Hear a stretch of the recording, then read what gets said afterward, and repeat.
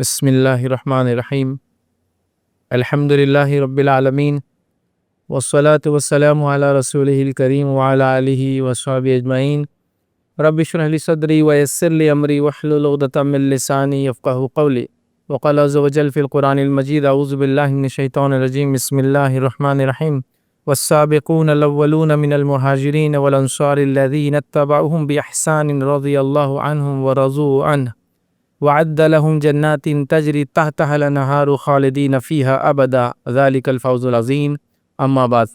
تمام تعریفیں اس اللہ عز و جل کے لیے لائق و زیبا ہے جو تمام جہانوں کا بنانے والا اور اسے پالنے والا ہے، اور درود و سلام اس کے آخری نبی محمد صلی اللہ علیہ وسلم پر۔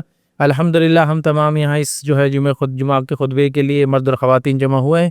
انشاءاللہ عزیز اس مختصر سے وقت میں جس ٹاپک پر روشنی ڈالنے کی کوشش کروں گا میں وہ صحابہ کے عنوان سے انشاءاللہ عزیز کچھ باتیں آپ کے سامنے رکھوں گا تاکہ دین اسلام میں شریعت میں صحابہ کا مقام کیا ہے اور ان کی عظمت کیا ہے اور ان کے فضائل کیا ہے۔ انشاءاللہ عزیز یہ خطبہ 1 سے 2 جمعہ چلیں گا جس میں ہم قرآن میں صحابہ کے فضائل اور احادیث نبوی میں صحابہ کے فضائل ہم دیکھیں گے۔ یاد رکھ، اب صحابہ کے فضائل یا صحابہ کے تعلق سے یہ بات رکھنے کی ضرورت کیوں محسوس ہوئی؟ اس لیے کہ اس بات کو ہم سمجھیں، اور اس بات کو صرف ہم نہیں یاد رکھیے، دشمنان اسلام بھی اس چیز کو سمجھتے تھے۔ یاد رکھیے کہ اللہ کی کتاب کا مقابلہ کرنا ان کے بس کی بات نہیں۔ یاد رکھیے اللہ کی کتاب نے تو خود اپنے اندر چیلنج دے دیا کھلا کہ اس جیسا کچھ لے آؤ۔ پہلے تو کہا اس جیسی کوئی کتاب لے آئے، یقیناً یہ چیلنج کو میٹ نہیں کر سکتا تھا، تو کہا اس جیسی 10 صورتیں لائے، مطلب چیلنج کو ہلکا کیا گیا کہ 10 صورتیں لا لو اگر تم اس کتاب کو اللہ کی طرف سے نہیں سمجھتے ہو۔ پھر ظاہر سی بات ہے بھی میٹ نہیں ہو سکتا، کہا اس قرآن میں جو ایک صورت ہے، اس صورت جیسی ایک صورت لے کے، اور قرآن کی سب سے چھوٹی صورت 3 آیتوں پر مشتمل، لوگ وہ بھی نہیں لا پائے۔ یاد رکھیے تو لہٰذا یہ بات تو چیلنج تھی اللہ کی کتاب کی کہ اس جیسا کچھ لائے، تو وہ نہیں لا سکتے ہیں۔ دوسری چیز تھی نبی اکرم صلی اللہ علیہ وسلم کی سنت۔ یاد رکھیں اس کی حفاظت کا بھی ذمہ اللہ نے لیا ہے، اور قرآن میں اللہ رب العزت نے اس بات کو بیان کیا اِنَّا نَحْنُ نَزَّلْنَا الذِّكْرَ وَإِنَّا لَهُ لَحَافِظُونَ، کہ ہم ہیں جو اس ذکر کو نازل کرتے اور ہم اس کی حفاظت کریں گے۔ یہاں یہ نہیں کہا اِنَّا نَحْنُ نَزَّلْنَا الْقُرْآنَ، ذکر کا لفظ استعمال کیا، اور ذکر سے مراد اللہ کی کتاب اور نبی اکرم صلی اللہ علیہ وسلم کی سنت ہے۔ تو یہاں ذکر کی حفاظت مطلب نبی اکرم صلی اللہ علیہ وسلم کی سنت اور سیرت کی حفاظت کرنا بھی اللہ کا ذمہ ہوا۔ تو یہ بات تو واضح تھی کہ اللہ کی کتاب میں شک اور شبہ پیدا کرنا ہے، اس کے مقابلے میں کچھ لانا ناممکن ہے۔ یہ بات بھی طے شدہ تھی کہ نبی اکرم صلی اللہ علیہ وسلم کی شخصیت اور آپ کے نمونے کو دنیا سے ختم کر دے، یہ بھی ممکن نہیں تھا۔ لیکن یہ بات سب کو پتہ تھی کہ ایک چیز ممکن ہے کہ جن لوگوں سے یہ باتیں ہم تک پہنچتی ہے، اگر ان کی شخصیت میں، ان کی ذات میں شک اور شبہ پیدا کر دیا جائے تو مکمل طور سے پوری شریعت میں لوگوں کو خود بخود شک اور شبہ پیدا ہو جائیں گا۔ یہ بات ان کو سمجھ رہی تھی۔ مطلب یہ تو ہے کہ خزانہ ہے، اس کو تو ہم چھپا نہیں سکتے، لیکن اس کے طرف جانے والے ڈائریکشنز اور راستے پورے چھپا دو تو لوگ خزانے تک کبھی پہنچ ہی نہیں پائیں گے۔ تو یہ بات دشمنان اسلام کو آیا تھی، یہ بات یہودیوں کو آیا تھی، یہ بات نصرانیوں کے سامنے واضح تھی، یہ بات مستشرقین جس کو اورینٹلسٹ کہتے ہیں ان کے سامنے آیا تھی کہ ہم اللہ کی کتاب کو چیلنج نہیں کر سکتے ہیں، ہم رسول اللہ صلی اللہ علیہ وسلم کی سیرت اور سنت کو چیلنج نہیں کر سکتے ہیں، تو ہم کیوں نہ وہ جس جنریشن یا وہ طبقہ جس طبقے کے ذریعے چیزیں آئی ہے اس میں اگر شبہ اور شکوک پیدا کر دیں تو لوگ اس سے آگے بڑھیں گے نہیں، اور اسی میں اختلاف کرتے رہ جائیں گے کہ یہ بات صحیح ہے یا نہیں ہے۔ تو لہٰذا انہوں نے بھی یہ کام بہت جس کو کہیں گے ایڑی چوٹی کا زور لگا کے کیا، جس میں سب شامل ہے۔ یاد رکھیے اب اس میں ہوا یہ، اس مغالطے میں غیروں کے علاوہ یاد رکھیے اپنے بھی اس مغالطے میں آ گئے، اور وہ بھی اس چیز کے اندر لگ گئے۔ یاد رکھیے کہ صحابہ کی شخصیت پہ الزام لگانا، ان کی شخصیت کو کھنگالنے کی کوشش کرنا، ایسے چیزوں کو سامنے لانا جو چیزیں وہ شاید خود بھی ثابت نہ کر پائے۔ ہاں سوچ سکتے ہیں، خیال رکھ سکتے ہیں، لیکن ثابت کرنے کا الگ چیز ہوتی ہے۔ یاد رکھیے دیکھیے جیسا کہ مثال کے طور پہ کہہ دیں اس شخص نے مجھے یہ بولا، ٹھیک ہے، لیکن کورٹ آف لا میں جب قانون کاروائی ہوں گی اور اگر جج کے سامنے جاتا ہے، ثابت کرنا ایک بری الگ چیز ہوتی ہے، بول دینا ایک الگ چیز ہوتی ہے، ثابت کرنے ایک الگ بات۔ تو جب دلائل کی روشنی میں چیزیں آئیں گی تو ثابت کرنا ایک نیکسٹ ہے، لیکن شکوک اور شبہات تو ہم ڈال سکتے ہیں۔ تو سب سے زیادہ کوشش دشمنان اسلام نے یہی کی کہ صحابہ کی شخصیت کو مجہول کر دیا جائے، ان کو یہ بتا دیا جائے کہ ان کو سمجھتا نہیں تھا، یہ کمزور تھے، یہ پیسوں کے لیے اسلام میں آئے تھے، یہ بات میں مرتد ہو گئے تھے، انہوں نے فلاں کیا، انہوں نے یہ کیا۔ چونکہ اگر اس جنریشن کو ہم نے ہلا دیا، ان کے بارے میں مسلمانوں کے ذہنوں میں شک اور شبہ ڈال دیے، تو پھر اس کے بعد جو چیزیں ان کے ذریعے مسلمانوں تک پہنچی ہے وہ خود بخود شک اور شبہ کے دائرے میں آ جائیں گی۔ یاد رکھیں یہ بات، آپ اس کو سمجھیے، یاد رکھیں۔ اور اللہ کی کتاب اور اس کے رسول کی سنت وہ جانتے تھے یہ نہیں ہو سکتا۔ آپ کو ایک تعجب خیز چیز بتاتا ہوں، یاد رکھیے 150 سال پرانی ایک آڈیو ریکارڈنگ جو ہے ایک حرم کے اندر کسی انگریز نے کسی زمانے میں بہرحال اس نے کوئی ڈیوائس نکالا تھا، پھر کسی مسلمان کو دیا کہ کچھ ریکارڈنگ کرتے ہیں، اور میں سورت تو بہرحال بھول گیا، لیکن ایک 10-15 آیتیں سورت کی ریکارڈڈ ابھی بھی بہرحال موجود ہے، 150 سال پرانی یاد رکھیں۔ اب 150 سال پہلے جو تلاوت قرآن کی گئی، ہم لوگوں کے لیے کوئی تعجب خیز بات نہیں مسلمانوں کے لیے، لیکن ان دوسروں کے لیے ہے، وہ آج بھی وہی ہے جو 150 سال بعد پڑھی جا رہی ہے، جبکہ بائبل کے اندر 150 سال میں 1000 سے زائد ترمیمات ہو چکے ہیں۔ 150 سال یہ صرف ابھی کی کہہ رہا ہوں، مطلب ہزاروں ترمیمات ہو چکے ہیں۔ پہلے یہ تھا نہیں، اب یہ کر دو، 50,000 تھی نہیں 5,000 کر دو، 5,000 تھی نہیں 500 کر دو، 500 نہیں 5,000 کر دو، تعداد یہ تھی یہ فلاں تھا، ہر چیز میں تبدیلی ہوئی، ہزاروں تبدیلیاں ہو گئی، لیکن اللہ کے کلام کو جو 150 سال پہلے ریکارڈڈ فارم میں ابھی بھی ہے کہ سنا جا سکتا ہے، وہ وہی پڑھا جاتا ہے جو۔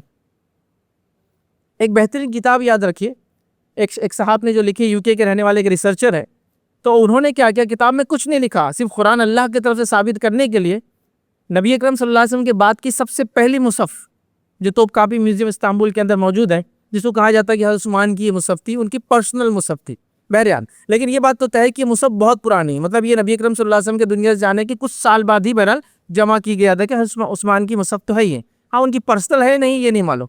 وہ مصحف کو لیا، اس میں سے ایک سورت سلیکٹ کی اور اس کی پہلی آیت، اس کے بعد کے سینچوری کی مصحف کی پہلی آیت، اس کے بعد کے صدی کی مصحف کی پہلی آیت، اس کے بعد کی ایک ہی صورت لے کر ہر صدی میں لے کر تو پچھلے صدی تک کی ہر صدی کا لکھا، سب کے سب ایک جیسے ہیں، جبکہ بائبل میں 1400 سال کے اندر ہزاروں سے بھی زیادہ، میں کہہ سکتا ہوں لاکھوں خرید ترمیمات ہو گئے، بلکہ کچھ بائبل جس کو بائبل مانا جاتا تھا اس کو رد کر دیا گیا، کہا کہ بائبل ہی نہیں ہے، دوسری ہے اس کے مقابلے میں، تو اتنی تبدیلیاں اس میں ہوئی ہے، لیکن اللہ کی کتاب میں نبی اکرم صلی اللہ علیہ وسلم کی سیرت میں اور سنت میں تبدیلیاں نہیں، احادیث جس کو کہتے آتے، تو دشمن ہی جانتا تھا اس کو چینج کرنا ممکن نہیں ہے، تو کیوں نہ میں ایسا کروں کہ شبہات پیدا کر دوں کہ یہ لوگ ایسے تھے ایسے تھے ایسے تھے، تو انسان کو خود شبہ پیدا ہو جاتا ہے، اور ایک بار دین اور شریعت میں انسان کو شبہ پیدا ہو گیا تو پھر وہ اسلام کو صرف ایک ریچولسٹک انداز سے، رسمی طور سے کہ میں چونکہ پیدا ہوا مسلمان خاندان میں لہٰذا اس اعتبار سے میں یہی چیزیں کروں گا، لیکن حقیقتاً میرا دل اس کی طرف مائل نہیں ہوں گا، یاد رکھیں، تو لوگوں نے یہ کام کیا، یاد رکھیں، تو لہٰذا یہ ضروری ہے کہ ہم صحابہ کا مقام، صحابہ کا مرتبہ اس کو سمجھیں، اور ظاہر سی بات ہے آنے والا مہینہ جو یاد رکھیے لوگوں نے اس کو ایک ٹارگٹ کا مہینہ بنا دیا کہ صحابہ کی شخصیات کو، الحمدللہ آج کل تو اوپنلی یہ سب چیزیں نہیں ہوتی، چونکہ ایک سیکولر ملک میں سیکولر دنیا میں رہتے ہیں جہاں لوگوں کو اپنی اپنی باتیں کہنے کا تو اختیار ہے، لیکن کسی کے خلاف بولنے کا اختیار نہیں، لیگیلٹیز ہوتی ہے، کمپلینس ہو جاتی ہے، لوگ آج کل احتیاط کرتے ہیں، لیکن اس کے باوجود بھی اپنے دل میں جہاں تک ہو سکتا جس بھی انداز سے وہ صحابہ کی شخصیت کو مشکوک کرنے کی مکمل طور سے کوششیں کرتے ہیں۔ تو آئیے صحابہ کی شخصیت اور ان کی ذات اور ان کا مقام کیا ہے اگر ہم سمجھ لیں، اپنے نونہال بچوں کے ذہنوں میں یہ بات کو بٹھا دے ایک بار، تو انشاءاللہ عزیز یاد رکھیے وہ پختہ ہو جائیں گے اس معاملے میں۔ اب کوئی بھی بات جب آئیں گی صحابہ کی شخصیت کے تعلق سے، چونکہ ان کی شخصیت میں ایک بار شکوک ہونے سے پورے دین اور شریعت جو چیز وہ روایت کرتے شک ہو جاتا ہے، تو پھر انشاءاللہ ان کے دلوں میں شک اور شبہات پیدا نہیں ہوں گے، وہ ڈٹ کر جواب دے پائیں گے کہ یہ چیز صحیح نہیں، یہ چیز ایسی ہے، یہ چیز ایسی ہونا چاہیے، یہ چیز اس طرح سے، یاد رکھیں، ٹھیک ہے۔ تو اب آئیے صحابی یا صحابی کہتے کس کو، اس سے ہم شروعات کرتے ہیں۔ تو حافظ ابن حجر العسقلانی رحمہ اللہ یاد رکھیے ایک ڈیفینیشن دیتے صحابی کو، اور بہت اچھا ڈیفینیشن ہے، یاد رکھیے، اسی کو میں نے سیلیکٹ کیا۔ وہ کہتے ہیں صحابی کے تعلق، صحابی کون؟ تو وہ کہتے ہیں وہ شخص جس نے ایمان کی حالت میں نبی اکرم صلی اللہ علیہ وسلم سے ملاقات کی، وہ شخص جس نے ایمان کی حالت میں نبی اکرم صلی اللہ علیہ وسلم سے ملاقات کی اور اسلام ہی پر اس کی موت ہوئی، اس کا انتقال بھی مسلمان کی شکل، مطلب وہ اسلام پہ ہی مرا، وہ شخص یاد رکھیے موت ہوئی، بس اس میں ہر وہ شخص داخل ہے جس نے نبی اکرم صلی اللہ علیہ وسلم ملاقات کی، خط نظر کہ اس نے آپ کی ہم نشینی کا شرف زیادہ کیا یا کم کیا، مطلب زیادہ ساتھ رہا کم ساتھ رہا، اس سے کوئی پرابلم نہیں، بس رہا یہ کافی ہو جاتا ہے، حاصل رہا کم یا زیادہ، اور آپ سے روایت کی یا نہ کی ہو، مطلب کوئی حدیث روایت کی اور نہ کی ہو تو بھی بہرحال وہ صحابی، چونکہ اس نے اللہ کے رسول صلی اللہ علیہ وسلم کو دیکھا ہے، ٹھیک ہے، روایت کی ہو، آپ کے ساتھ غزوے میں شریک ہوا ہو یا نہ ہوا ہو تب بھی وہ صحابی، چونکہ اس نے آپ کو دیکھا ہے، اور جس نے آپ کو صرف ایک نظر ہی دیکھا ہو، بس ایک بار ایمان کی حالت میں دیکھا اور ایمان کی حالت میں انتقال ہو، ایک نظر ہی دیکھا ہو، آپ کی جو ہے مجالس میں چاہے بیٹھا ہو یا نہ بیٹھا ہو لیکن دیکھا ہو ایک بار، یاد رکھیے، اور صرف دیکھنے کی ساتھ حاصل ہو جائے، یاد رکھیے، اور مجلس میں بیٹھنے کی ساتھ حاصل نہ بھی ہو تو بھی وہ یاد رکھیے صحابی کہلائیں گا، سوائے اس کے، یاد رکھیے، کہتے ہیں کہ کوئی اس کے اندر کوئی ایسی چیز ہو، یاد رکھے، جس کی وجہ سے دیکھ نہ پایا ہو لیکن ایمان کی حالت میں، جیسے کہ جو ہے اندھا پن، یاد رکھے، مطلب کچھ صحابہ ایسے تھے جو اندھے تھے تو دیکھ نہیں پائے نا، تو وہ کہتے ہیں ایمان ہو ان کے پاس اور انہوں نے یقین کر لیا ہو، چاہے وہ دیکھ نہ پائے ہو تو بھی وہ صحابی ہو جاتے ہیں، یاد رکھے۔ تو لہٰذا ہم اس کو کہہ سکتے ہیں کہ کسی بھی شخص نے جس نے نبی اکرم صلی اللہ علیہ وسلم کو ایمان کی حالت میں ایک بار دیکھا ہو، رؤیت کہتے ہیں ایسا چاند کو دیکھتے ہیں نا آپ دور سے، ایک بار بھی دیکھ لیا ہو، اب اس کے آگے یہ نہیں پوچھا جائے گا کتنی دیر ساتھ رہا، کتنے غزووں میں ساتھ رہا، کتنی دیر مجلسوں میں ساتھ رہا، کتنے سفر میں ساتھ رہا، ضرورت نہیں اس کی، بس ایک بار دیکھا ہو ایمان کی حالت میں، اور ایمان کی حالت میں اس کی وفات ہوئی شخص کی، یہ ہو گئے صحابی، اور اس کی جمع ہوتا ہے صحابہ۔ ویسے صحابی کہتے ہیں ساتھی کو، دوست کو، لیکن اب شرعی اصطلاح میں یاد رکھیے، اب یہ لفظ خاص ہے، یہ اپنے دوست کو آپ صحابی نہیں بول سکتے اب، کیونکہ اب یہ خاص معنی رکھتا ہے۔ صحابی سے مراد نبی اکرم صلی اللہ علیہ وسلم کا ساتھی، نبی اکرم صلی اللہ علیہ وسلم کی صحبت جس نے اختیار کیا، تو اب اس کو عام اعتبار سے جو عربی زبان میں اس کا معنی ساتھی ہوتا ہے، وہ اعتبار سے عام اعتبار سے اس کو لکھا بھی نہیں جاتا ہے، بولا بھی نہیں جاتا ہے، چونکہ اب یہ لفظ خاص ہو گیا صرف نبی اکرم صلی اللہ علیہ وسلم کے ساتھیوں کے لیے، ان کو صحابی ایک اور صحابہ جمع یاد رکھیے، اصحاب بھی بولتے ہیں۔ تو یہ ہے ایک صحابی یاد رکھے، جس نے دیکھا ہو ایمان کی حالت میں، یاد رکھے یہ اس چیز کو ہم سمجھ لیں صحابی کون یاد رکھے۔ اب آئیے صحابی کے تعلق سے یا صحابہ کے تعلق سے جو ہے امام طحاوی رحمہ اللہ، جن کی بہت مشہور کتاب تو نہیں کہیں گے، ایک جس کو کہیں گے چھوٹا سا ہے، جس کو کہیں گے ایک 25-50 سینٹنسز آپ نے لکھی ہے، جس کو عقیدہ طحاویہ کے نام سے بڑا مشہور ہے، اس کی شرحیں کافی لوگوں نے لکھی یاد رکھے، تو عقیدہ طحاویہ یاد رکھے۔ تو امام جعفر طحاوی رحمہ اللہ یہ لکھتے ہیں یاد رکھیے اپنے عقیدہ طحاویہ کے اندر صحابہ کے تعلق سے، اور کہتے ہیں کہ ہم صحابی رسول سے محبت کرتے ہیں، البتہ نہ کسی سے محبت میں غلو کرتے ہیں اور نہ کسی سے برات کا اظہار کرتے ہیں۔ ہم تمام صحابہ سے وہ کہہ رہے ہیں محبت کرتے ہیں، لیکن کسی سے محبت میں غلو نہیں کرتے۔ غلو سے مراد یہ کہ ایک کی محبت میں دوسرے کو نیچے نہیں کرتے ہیں، زیادتی نہیں کرتے ہیں، تو غلو نہیں کرتے، اور ساتھ میں کسی سے برات کا اظہار بھی نہیں کرتے ہیں، نفرت کا اظہار بھی اور بیزارگی کا اظہار بھی نہیں کرتے ہیں صحابہ کے معاملے۔ پھر آگے لکھتے ہیں اور جو کوئی ان سے بغض رکھے اور برائی سے ان کا ذکر کرے، ہم بھی اس شخص سے بغض رکھتے ہیں۔ جو کوئی ان سے بغض اور نفرت رکھے دل کے اندر، دشمنی رکھے دل میں ان سے، تو ہم لوگ مسلمان ہونے کے ناطے ان سے بغض اور نفرت رکھتے ہیں، یاد رکھیے۔ پھر آگے کہتے ہیں اور لکھتے ہیں جو برائی سے ان کا ذکر کرے، ہم ان سے بغض رکھتے ہیں، اور ہم تو صحابہ کا ذکر خیر ہی کریں گے۔ جب بھی ہم صحابہ کے بارے میں بات کریں گے، ذکر خیر ہی ان کا کریں گے۔ پھر آگے لکھتے ہیں صحابہ سے محبت دین ہے، ایمان ہے اور احسان ہے۔ صحابہ سے محبت دین ہے، ایمان ہے اور احسان ہے۔ پھر آگے لکھتے ہیں اور ان سے دشمنی کفر ہے، نفاق ہے اور سرکشی ہے۔ اور ان سے دشمنی کفر ہے، نفاق ہے اور سرکشی ہے۔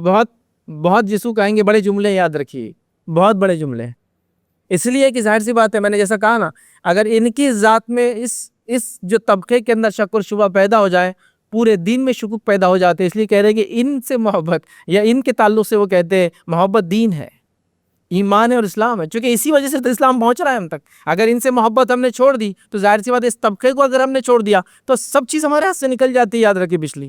تو یہ بڑی اہم چیز ہے، یاد رکھیے۔ تو بڑے جملے ہیں لیکن بڑی اہم چیز ہے۔ عقیدہ طحاویہ ایک بڑی اہم کتاب ہے، آپ میں سے جو لوگ پڑھ سکتے پڑھے۔ علی العزی الحنفی رحمہ اللہ نے اس کی تشریح کی، یاد رکھے، اس کی شرح لکھی ہے، شرح کافی بڑی ہے، 400 پیجز میں، لیکن بہت بہترین کتاب ہے۔ حالانکہ آپ نے جو عقیدہ طحاویہ لکھا ہے یہ صرف جملے ہیں، ایسے جملے سینٹنسز ہوتے ہیں، ایسے یاد رکھیں، اور بمشکل یاد رکھیے ایک 50-60 ایسے جملے ہیں، لیکن اس کی تشریحات پھر لوگوں نے کی، یاد رکھیے، اور بہترین انداز سے یاد رکھیں۔ جب اس عقیدے کو لکھا کہ میں جو عقیدہ نقل کر رہا ہوں یہ عقیدہ صحابہ کا، سلف صالحین کا، اور خاص طور سے امام ابو حنیفہ رحمہ اللہ کا عقیدہ یہی تھا، اور آپ حنفی تھے، مسلک کا نہیں یاد رکھیں، ٹھیک ہے؟ تو کہا یہ امام ابو حنیفہ رحمہ اللہ کا یہ مسلک تھا، اور آگے پھر آپ نے یہ لکھا، یاد رکھیں، اور کئی حنفی بڑے بڑے علماء نے اس کی تشریحات اس کے بعد کی، یاد رکھیں۔ چھوٹی کی کتاب عقیدے میں، یاد رکھیں، ہر سلفی مدرسے میں یہ کتاب پڑھائی جاتی ہے، یاد رکھیں، چھوٹی کتاب ہے، چونکہ اکثر لوگوں نے کہا کہ حنفی نہیں تھے بلکہ وہ کتاب کو چھوڑ دیا، چونکہ انہوں نے جو باتیں لکھی عقیدے کی وہ ایسی مضبوط اور جامع اور اتنی صحیح باتیں ہیں کہ وہ لوگ جو عقیدے میں ذرہ برابر بھی زیادہ جھوڑ رکھتے ہیں ان کے لیے ظاہر سی بات ہے پھر انکار کرنے کے علاوہ کوئی چارہ ہی نہیں تھا کہ یہ امام جو ہے امام جعفر الطحاوی یہ جو بول رہے ہیں کہ میں امام ابو حنیفہ رحمہ اللہ کا مسلک لکھ رہا ہوں، یہ حنفی تھے ہی نہیں۔ لیکن بہرحال بڑی چھوٹی کتاب ہے، آپ ضرور اس کو پڑھیں۔ تو لکھتے ہیں صحابہ کے تعلق سے۔ اب صحابہ کے بارے میں یہ بات کیوں کہی جا رہی ہے کہ دین ہے، ایمان ہے، احسان ہے، ان سے نفرت، کفر ہے، نفاق ہے، کتنی بڑی بات ہے نا، کتنے بڑے جملے، یاد رکھیے۔ تو اس لیے یاد رکھیے کہ صحابہ وہ جماعت تھی جن کے بارے میں نبی کرم صلی اللہ علیہ وسلم نے جن کے سامنے یہ بات کہی تھی۔ تفصیلات انشاءاللہ ہم پھر کبھی لیں گے، آج سرسری طور سے کہہ رہا ہوں، یاد رکھیے کہ آپ نے فرمایا تھا کہ پچھلی امتوں میں یہود کے 71، نصارہ کے 72 اور اس امت کے 73 فرقے ہوں گے۔ تو صحابہ نے پوچھا کہ وہ کون، اور کہا ایک سارے کے سارے جہنم میں جائیں گے سوا ایک کے، یاد رکھیں۔ تو کہا وہ کون ہے جو ایک جنت میں جائیں گے یا جو فرقہ ناجیہ ہے؟ تو کہا وہ لوگ ہوں گے جس طریقے پہ آج میں اور میرے صحابہ ہے. کتنا بڑا مقام ہے کہ آپ سے فرما رہے ہیں کہ جنت میں جانے والا جو فرقہ ناجیہ ہے وہ ہے جو اللہ کے رسول صلی اللہ علیہ وسلم کے طریقے پہ اور صحابہ کے طریقے پہ ہو. صحابہ یاد رکھیے یہ پیک اور پناکل ہے، یاد رکھیے ایمان کا چوٹی ہے، یاد رکھیے انہی سے ایمان ناپا جائیں گا، انہی کے تعلق سے چیزوں کے اعتبار سے انسان کی شخصیت کو ناپا جائیں گے. یاد رکھیے یہ بہت بڑی بات ہے، یاد رکھیے. اسی طرح صحابہ کی خصوصیت یہ بھی یاد رکھیے، ان کی اہمیت اتنی ہے، وہ یہ ہے یاد رکھیے کہ یہ چوزن پیپل تھے، یہ چنے ہوئے لوگ تھے. جیسے اللہ رب العزت نے انبیاء کو چنا لوگوں میں، ویسے ہی انبیاء کے اصحاب کو چنا. اور نبی اکرم صلی اللہ علیہ وسلم چونکہ آخری نبی تھے، آپ کے صحابہ کو بھی اللہ رب العزت نے پہلے سے چن لیا تھا، آج سے نہیں، بہت پہلے سے. ابھی تفصیلات کا وقت نہیں، جب حدیث میں صحابہ کیا میں مقام رکھوں گا تو یہ بات بتاؤں گا کہ اللہ رب العزت نے لوگوں کے دلوں کو دیکھا دنیا بھیجنے سے پہلے، اور جو سب سے بیسٹ دل تھا یاد رکھے ان کا جو سب سے بیسٹ تھا وہ نبی اکرم صلی اللہ علیہ وسلم تھے. اور انبیاء کے دلوں کو چننے کے بعد جو سیکنڈ کیٹیگری میں دلوں کو چنا وہ اللہ کے رسول صلی اللہ علیہ وسلم کے صحابہ کے دل تھے. تو یہ تو چوزن پیپل تھے، یہ تو چنندہ لوگ تھے، ابھی نہیں، پیدا ہونے سے پہلے، کائنات میں وجود سے پہلے سے چن لیے گئے تھے. اور یہ بات قرآن نے ایسی گواہی دی. سورہ فتح کی آپ اگر تلاوت کریں اللہ فرماتا ہے ذالک مثلهم فی التوراۃ ومثلهم فی الانجیل. صحابہ کی مثال تو اللہ نے توریت اور انجیل میں دے دی تھی پہلے سے. تو نبی اکرم صلی اللہ علیہ وسلم کی آنے کی آمد عیسیٰ علیہ السلام نے دی. تو توریت اور انجیل، اب توریت کی بات کرے تو موسیٰ علیہ السلام کی بات ہو جا رہی ہے، اور انجیل کی بات کرے تو عیسیٰ علیہ السلام کی بات ہو رہی ہے. مطلب موسیٰ علیہ السلام نبی اکرم صلی اللہ علیہ وسلم کی صحابہ کی بشارت دے چکے تھے، اور یہی بشارت کا نتیجہ تھا کہ اس شہر جس شہر کے لیے دنیا میں سب سے زیادہ جنگیں ہوئی، وہ شہر جس شہر کے لیے سب سے زیادہ خون بہایا گیا، یا وہ بستی یا وہ علاقہ جس کے لیے سب سے زیادہ خون بہایا گیا تھا، بہایا جا رہا ہے اور بہایا جائیں گا قیامت تک، یاد رکھیے وہ القدس ہے، بیت المقدس جہاں یاد رکھیے، مسجد اقصیٰ جہاں موجود ہے، یہ وہ شہر ہے یاد رکھیے جس کا سب سے زیادہ بار دنیا محاصرہ ہوا، سب سے زیادہ خون اس زمین کے لیے بہایا یاد رکھیے. اور ہر کوئی زمین کو مقدس اور اس علاقے کو اور اس جگہ کو مقدس سمجھتا ہے، یہود بھی، نصارہ بھی اور مسلمان بھی یاد ہے، اور اس کے علاوہ چھوٹے چھوٹے گروہ یاد رکھیے سب. تو یہ زمین یاد رکھیے اتنی مقدس ہے، لیکن اس میں ایک موقع اس کی تاریخ میں صرف ایک بار آیا، اور شاید وہ قیامت تک اب نہیں آئیں گے. اور وہ موقع کب تھا؟ جب اس زمین کو بغیر جنگ کے کسی کے ہاتھ میں دے دیا گیا. اور وہ موقع تھا عمر ابن خطاب رضی اللہ عنہ، جب خلیفہ بنے اور آپ نے خلافت کا اعلان کیا، اور اس کے بعد مسلم فوجیں صرف پہنچی تھی اس علاقے تک، تو وہاں کے لوگوں نے کہا، ذمہ داروں نے، کہ آپ کے خلیفہ سے کہیے کہ آپ کے شہر کی چابیاں لے لے، ہم اس کو چابی دے کے بغیر جنگ، بغیر محاصرہ، بغیر لڑائی کے شہر اس کو دے دیں گے. تو کیا وجہ بنی اس کے پیچھے؟ کیوں انہوں نے دے دیا عمر ابن خطاب کو؟ چونکہ عمر ابن خطاب کا تذکرہ توریت اور انجیل میں وہ پڑھ چکے تھے، مطلب صحابہ کا تذکرہ وہ پڑھ چکے تھے، وہ جانتے تھے کہ ایک شخص ان میں ایسا آنے والا ہے جو ایسا ایسا کریں گا تو اس کو ہم چابی بغیر جنگ کے دیں گے. اور یہ تاریخ میں پہلی بار اس شہر کی چابیاں بغیر جنگ کے دی گئی. معمولی بات ہے، کچھ نہ کچھ تو بڑا ہوا ہوں گا، اور وہ بڑا یہ تھا کہ ان کی کتابوں میں تذکرہ تھا صحابہ کا. تو لہٰذا جب صحابہ کے اوصاف دیکھے، ان کے کیریکٹرسٹکس دیکھے، تو کہا چابی ان کو دینا پڑیں گی بغیر جنگ کے، چونکہ ان سے ہم جیتے نہیں سکتے، پریکٹیکلی جیت نہیں سکتے، ناممکن ہے، دے دو. تو یہ وہ تذکرہ جو توریت اور انجیل میں، ٹھیک ہے یہ بات الگ ہے کہ یہود اور نصارہ نے اس تذکروں کو چھپایا، لیکن ان کے جس کو ہم کہیں گے آپسی حلقوں میں تذکرے تب بھی چلتے تھے اور آج بھی چلتے ہیں. یاد رکھیے کہ مسلمان یہ ہے، ان کے نبی حق ہے، یہ ان کے اصحاب ہے، یہ فلاں ہے، یہ فلاں ہے. چونکہ اصحاب رسول بہت یونیک ہے، یاد رکھیے اپنے آپ کے اندر، اس لیے کہ کئی اصحاب کے تذکرے آتے ہیں. یاد رکھیے موسیٰ علیہ السلام کے اصحاب کے تذکرے آتے ہیں، عیسیٰ علیہ السلام کے صحابہ کے تذکرے آتے ہیں، لیکن کسی بھی صحابی کا تذکرہ آتا ہے تو نبی اکرم صلی اللہ علیہ وسلم کے صحابہ کے جیسی قربانیاں انہوں نے نہیں دی. یاد رکھیے موسیٰ علیہ السلام کے اصحاب نے تو کتنی تکلیف پہنچایا، بتانے کی بھی ضرورت نہیں، ہر تھوڑی دیر کو اڑ جاتے تھے، کہتے تم اور تمہارا رب جاؤ یہ کر لو، ہم نہیں آئیں گے. تو مطلب جب تک ان کو اچھا لگتا تھا ساتھ دیتے تھے، جیسے اللہ کا حکم آتا بولتے تم اور تمہارا رب جاؤ، جاؤ تم اور ہارون جاؤ، ہم نہیں آتے آگے. یہ تذکرہ ہے. عیسیٰ علیہ السلام کے تعلق سے آتا ہے، یہ تو خیر حقیقی بات نہیں ہے، لیکن ان کی روایت یاد ہے کہ اس کے مطابق ان کے صحابہ نے ان کو چھوڑ دیا تھا آخر وقت. ہم نہیں مانتے اس چیز کو، لیکن بہرحال بھائی بہن تذکرہ ہے. تو گویا لوگوں نے جو مانتے تھے کسی نبی کو چھوڑ دیا بول کے تذکرے ان کی کتابیں موجود ہیں، لیکن نبی اکرم صلی اللہ علیہ وسلم کے صحابہ کو دیکھیے اپنی جان، مال، دولت، عزت، آبرو، بیوی، بچے، زمین، جائیداد سب کچھ لٹا دی، اور اس کے بعد بھی کھڑے کے کھڑے ہیں، کوئی ایک بھی پیچھے نہیں ہٹتا.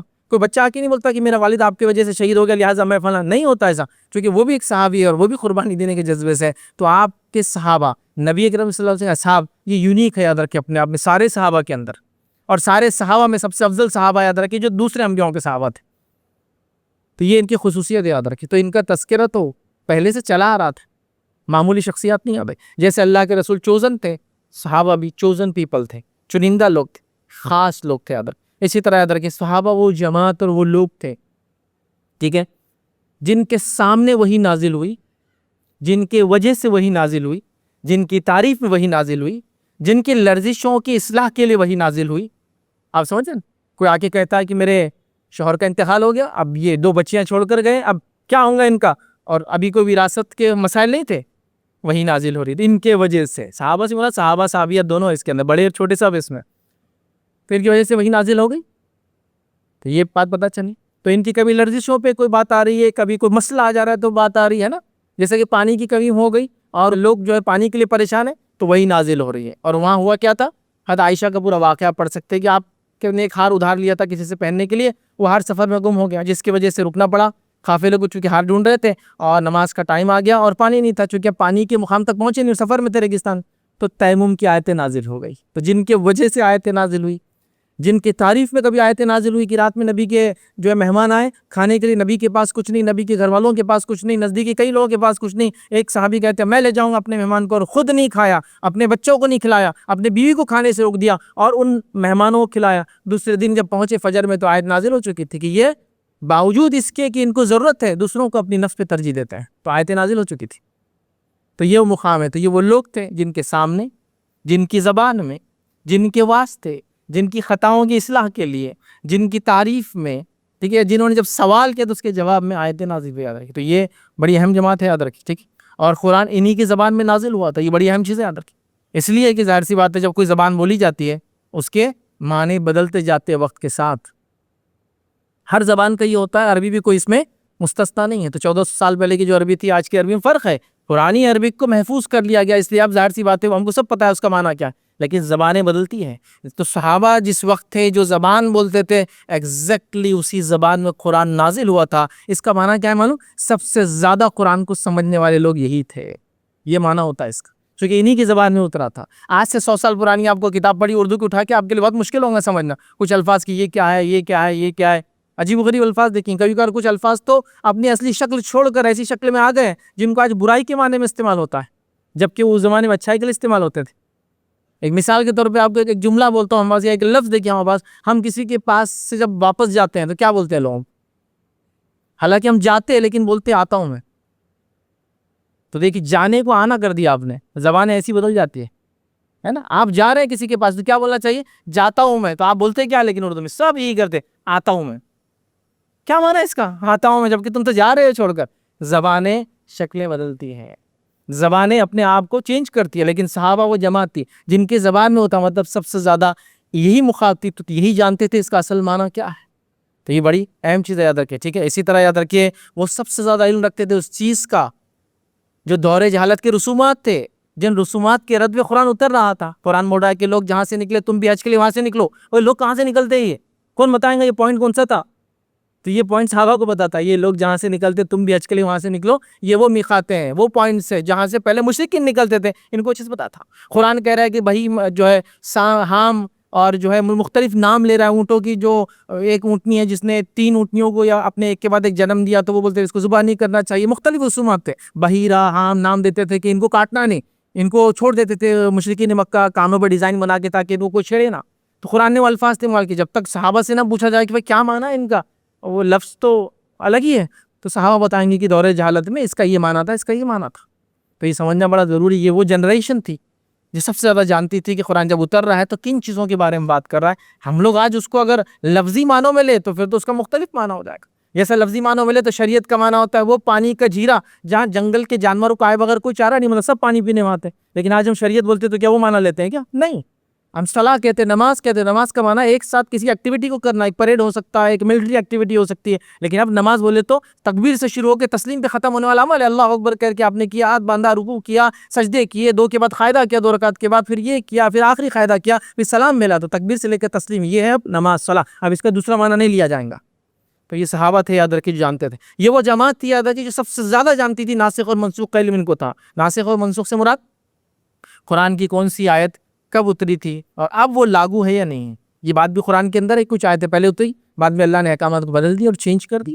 تو صحابہ اس کو جانتے تھے. صحابہ وہ لوگ تھے، یاد رکھیں، جو افراط و تفریط کے شکار نہیں تھے، جو زیادتی اور کمی کے شکار نہیں تھے، یہ مڈل موسٹ لوگ تھے، یہ امت وسط جن کو کہا گیا وہ یہی تھے، یاد رکھے اس زمانے۔ مطلب انہوں نے بالکل صحیح طریقے کو پکڑا، نہ شدت اختیار کی دین کے اندر، نہ ڈھیل اختیار کی، بالکل بیچ کی راہ اختیار کی، جو دین چاہتا ہے کہ انسان بیچ کی راہ اختیار کرے۔ بیچ کی راہ سے ہرگز مراد نہیں کہ 4 رکعت نماز ہے تو بیچ کی راہ بولے تو میں 3 رکعت کوئی، تو وہ نہیں۔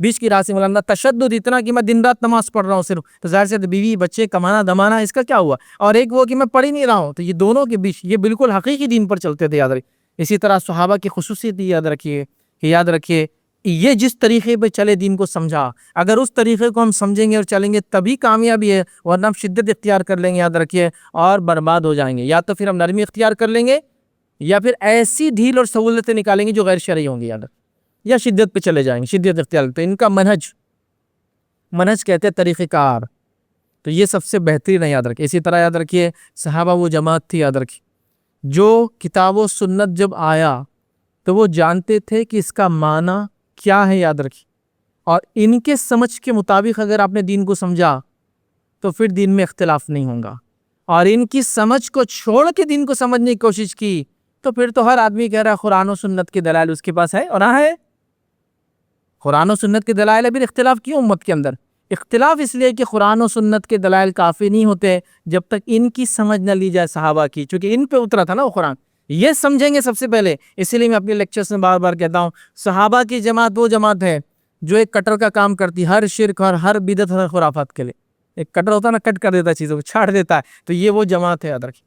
ہر آدمی بول رہا ہے ربی الاول آ گیا تو 12 نبی اکرم صلی اللہ علیہ وسلم کی پیدائش ہے، خوشی منانا چاہیے، ہر کوئی خوشی منانے کی بات کر رہا ہے، قرآن اور سنت کے دلائل دیے جا رہے ہیں۔ سوال یہ صحابہ کو نہیں سمجھی تھی دلیلیں، ہاں وہ جماعت پہ جانا پڑے گا آپ کو۔ یہ وہ لوگ تھے جو سب سے زیادہ اللہ کے رسول سے محبت کرتے تھے، اور یہ وہ لوگ ہیں جن کی جان لینے سے پہلے، یا ان کی جان جانے سے پہلے، یا ان کی موت آنے سے پہلے یہ سوچ رہے تھے کہ نبی اکرم صلی اللہ علیہ وسلم کو ایک کانٹا چبھنے کی تکلیف بھی نہ ہو، جبکہ ان کی جان لی جا رہی تھی۔ کسی کو پھانسی کی سولی جو تختے پہ چڑھایا جا رہا ہے اور کہا جا رہا ہے کیا تم ایسا سوچتے ہو کہ تمہارے بدلے آج محمد اگر یہاں ہوتے تو اچھا ہوتا؟